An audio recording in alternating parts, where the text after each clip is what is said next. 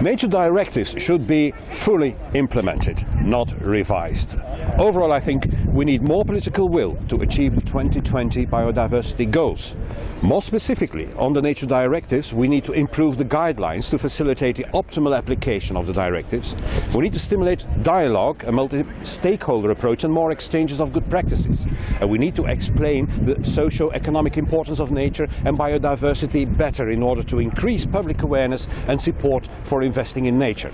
Investing in nature and biodiversity is essential not only for nature itself, but also for our health, well-being and prosperity.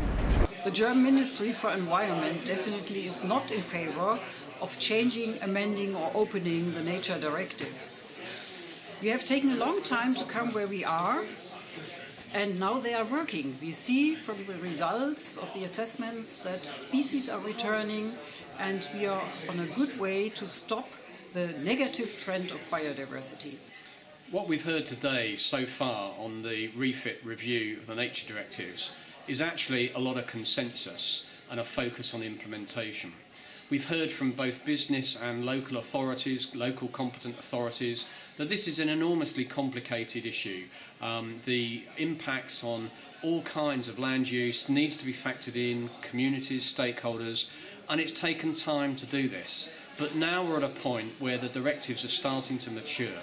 We can look forward, and indeed there's businesses increasingly that are innovating, they're making investment that's giving them a return based on the nature directives. And what's needed from the Commission is more help to get stakeholders together, civil society and business, so we can realise these opportunities. The nature directives are already smart in terms of regulation, and in the future they can be a really important part of the circular economy. One reason we're here is to underline why hunters have a vested interest to protect nature, but also as we see that the Birds and Habitats Directive fully addressed the legitimacy of hunting under the directives. So it's in everyone's interest. We've spent a long time to get these directives where we are. We've made a lot of progress, and any change now would be a major setback, not only for us but for nature as a whole. People say that I'm the founder of the Habitats Directive. Well, in a way I am, in the sense that at the beginning of the 90s, no, actually at the end of the 80s I wrote the initial text. But, you know, small acorns, huge oak trees, this is the most fantastic achievement. Wonderful to see how many people believe in the nature protection directives and the fantastic network of wildlife sites which has been created around Europe. We want to do more on the marine areas, we will. This is a vital achievement, and I am so proud to have been associated with it right from the beginning. Those directives are really instrumental for nature conservation in Europe, and in France we're really working hard for better implementation, for a stronger implementation.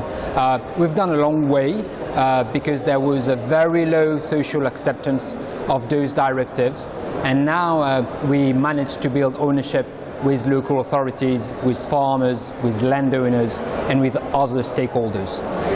The next challenge is to be still better and to improve this implementation in the coming stages, and we have very nice opportunities through a law project that is about strengthening the national framework for nature directive.